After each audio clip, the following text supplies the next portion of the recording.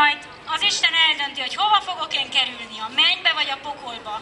Én egy normális, szép nagy családban nőttem fel, nem történtek ilyen szélsőségesen jó vagy rossz dolgok benne, és mondhatnám, én azt gondoltam, hogy hát úgy rendben vagyok nagyjából.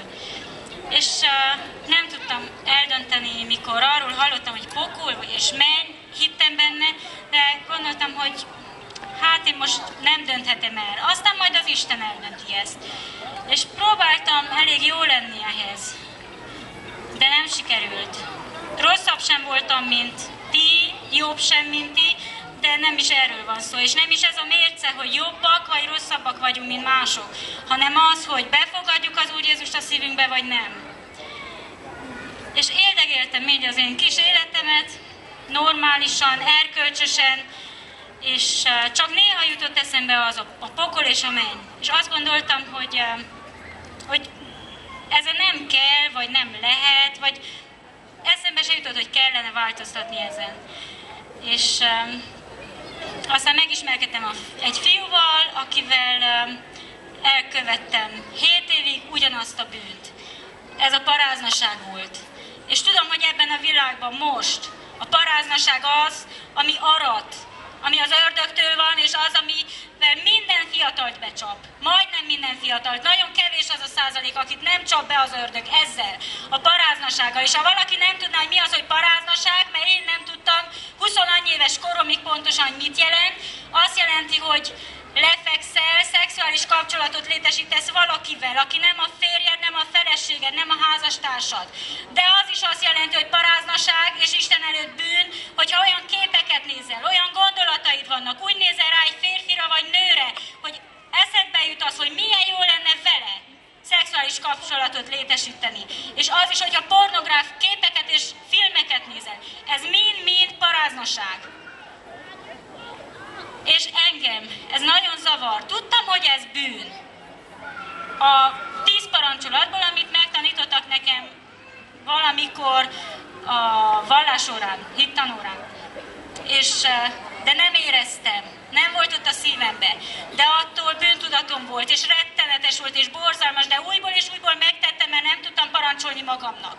És újból, és szerettem azt a fiút, és megtettem újból, és egyre nagyobb volt a bűntudat, és egyre nagyobb volt a keserűség, és mindig bántam rettenetesen, és elhatároztam, hogy nem többet, és mégis megtettem. És nem tudtam magamtól megszabadulni, pedig akartam. És tudom, hogy sokan így vagytok.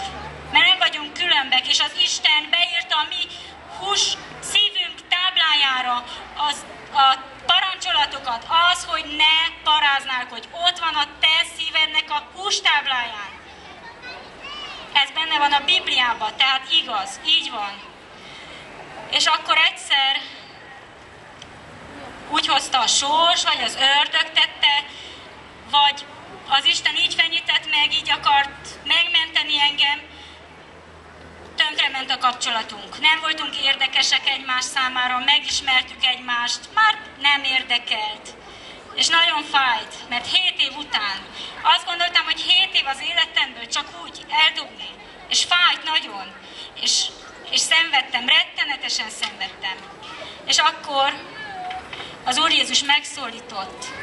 Ebben a gyülekezetben, ahova jártam, néha-néha elmentem, mert hallottam jó dolgokat, és akkor meghallottam, hogy igen, az Úr meg tud szabadítani ettől, megbocsátja minden bűnömet.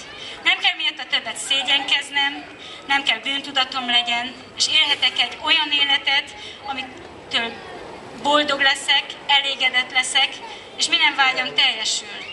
És képzeljétek, az Úr olyan csodálatos volt, hogy ugyanakkor tért meg a párom, aki most a férjem, és nagyon-nagyon köszönöm az Úrnak, ugyanakkor tértünk meg mind a ketten a bűneinkből, megtértünk Istenhez, befogadtuk az Úr Jézust a szívünkbe, és most nagyon boldog házasságunk van.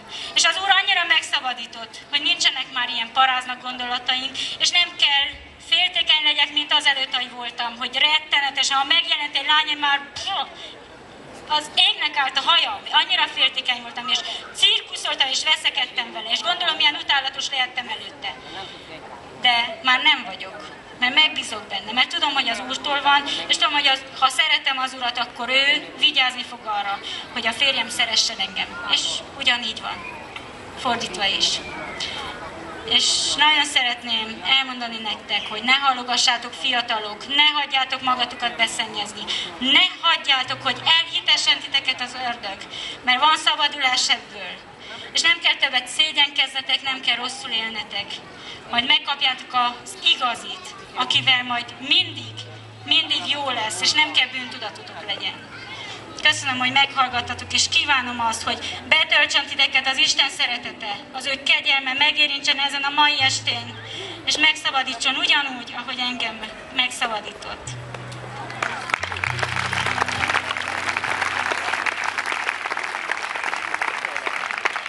Sziasztok!